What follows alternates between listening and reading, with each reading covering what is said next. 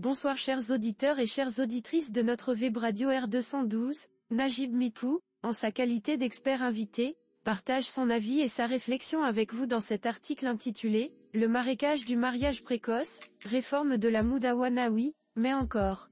Le voici en podcast pour vous. Najib Mikou ouvre son propos en dressant un constat alarmant. Notre pays persiste et signe, le mariage précoce est bien encore là en plusieurs dizaines de milliers. N'en déplaise aux statistiques qui le réduisent à 30 000 par an, un nombre important relève de l'informel, la fatiha dissimulant l'officiellement interdit, le socialement toléré. Ceci dit, le sacrifice de filles à peine pubères, ne se limite pas au seul mariage précoce. Plusieurs dizaines de milliers d'autres, prennent le chemin des villes pour servir dans les maisons.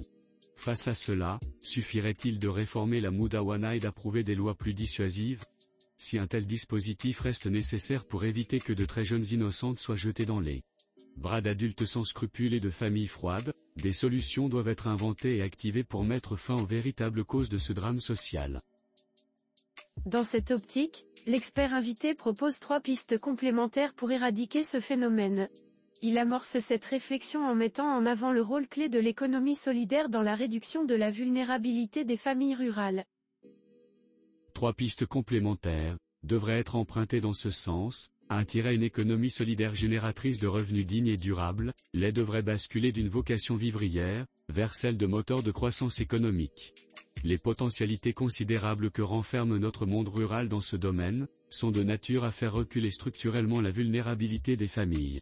Elles devraient être portées par des coopératives à multiplier, des centres de collecte et de valorisation, CCV, à implanter dans les principales zones de production, et des sociétés privées de mutualisation et de commercialisation, SMC, dont les coopératives et les CCV seraient actionnaires. L'auteur enrichit son argumentation en soulignant le rôle primordial de l'éducation dans la lutte contre le mariage précoce. 2. Un enseignement ascenseur social, l'enseignement devrait basculer d'une perception citadine déphasée, vers celle d'un enseignement rural, véritable ascenseur social. Un enseignement porté par des centres du savoir et de l'épanouissement, CSE, où l'enfant reçoit des leçons en 3 jours par semaine tout en y étant hébergé, nourri, suivi médicalement, puis transporté chez lui à la fin du 3e jour. Un enseignement porté également par une discrimination positive au profit des meilleurs lycéens et bacheliers issus du monde rural, pour accéder hors quota aux facultés nationales sélectives et à des bourses d'études dans de grandes institutions étrangères. Najib Mikou apporte une nouvelle dimension à sa réflexion en plaidant pour une refonte du système de santé en faveur des zones rurales.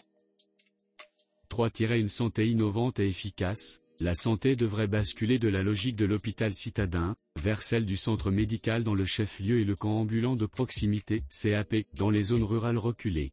Ces 2 structures de santé devraient être dotées de corps médicaux qui se relaient au mois pour qu'ils puissent supporter l'éloignement. De même qu'elles devraient bénéficier de l'appui des médecins du privé, qui y assureraient une présence bénévole, d'une journée par médecin et par mois, au titre du service à rendre à la nation. Ce n'est qu'au prix de telles pistes, que le monde rural se portera économiquement mieux pour cesser de sacrifier ses petites filles. Chers auditeurs de la web radio R212, merci d'avoir été à l'écoute de ce podcast et de partager avec nous ce moment d'échange et de découverte. Votre présence et votre fidélité sont notre plus belle récompense. On se dit à très bientôt, si vous le voulez bien. Avec toute notre gratitude, l'équipe de R212.